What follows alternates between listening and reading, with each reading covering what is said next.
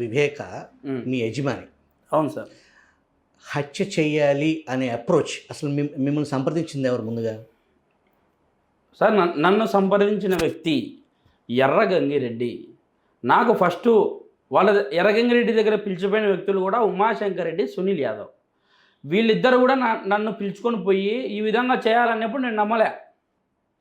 నేను ఎందుకు చేయాలా, నాకు ఏం పని అయినా స్వామి, మీరు ఇంత పెద్ద వ్యక్తిని చేయాలంటారు, మీరు చెప్పేది ఫేక్, మీ వెనకాల ఎవరు ఉండారో నేను కనుక్కోవాలని చెప్పిన.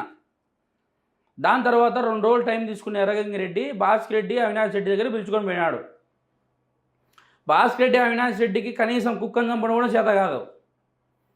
జగన్మోహన్ రెడ్డి అండ లేనిది, ఆజ్ఞ లేనిది ఈ పని జరగదు. 100% ఇది.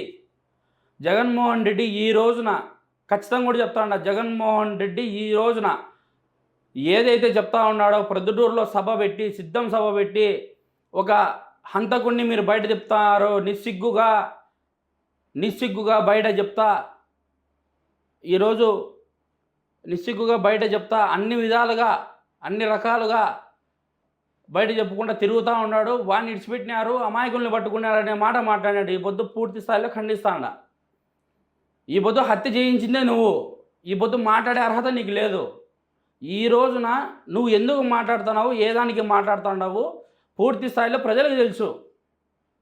నేను అప్రూవర్గా మారకముందే ప్రజలకు ఒక అవగాహన ఉంది. ఎవడు వివేకానంద రెడ్డి అనే వ్యక్తిని ఒక పూర్తి స్థాయిలో రాజశేఖర రెడ్డి గారి కంటే, వైఎస్ రాజశేఖర రెడ్డి గారి కంటే అత్యున్నత స్థానంలో నిలిచిన వైఎస్ వివేకానంద రెడ్డి గారిని ఈ రోజున అత్యంత కిరాతకంగా వాళ్ళ ఇంట్లోనే దూరి, పులివెందుల్లో ఆయన నివసించే ఇంట్లో వాళ్ళ ఇంట్లోనే దూరి చంపిన వ్యక్తులుగా మేము ఉన్నామంటే ఈరోజు జగన్మోహన్ రెడ్డి అండలేంది మేము ఎందుకు ముందుకు పోతామనేది మీరు ప్రజలందరూ కూడా ఆలోచన చేయాలా. ఈ రోజున కూడా ప్రజలందరికీ తెలుసు ఎవడు హత్య చేయించినాడు, ఎవడు ఏందనేది. ఈ రోజున పలానా పార్టీ మీద బురద తల్లినారు.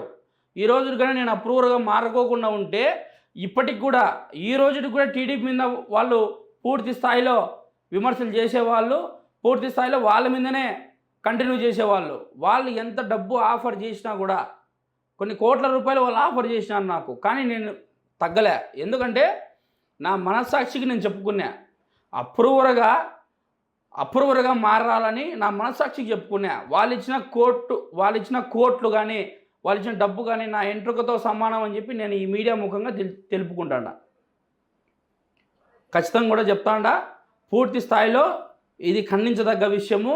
జగన్మోహన్ రెడ్డి కూడా ఆ విధంగా ప్రొద్దుటూరులో మాట్లాడకూడని విషయాలు కూడా మాట్లాడి ప్రజలను ఆలోచింపజేసే విధంగా చేసినాడు.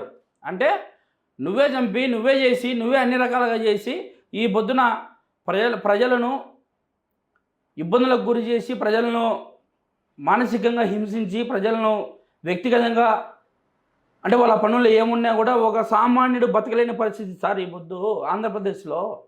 ఇప్పుడు ఒక సామాన్యుడు బతకలేని తుగ్లక్ రాజ్యంగా మారింది ఆంధ్రప్రదేశ్. ఇప్పుడు ఎందుకు మారిందంటే జగన్మోహన్ రెడ్డి అధికారంలోకి వచ్చిన తర్వాతనే మారింది, అంతకుముందు లేదే. సరే, మనం కొంచెం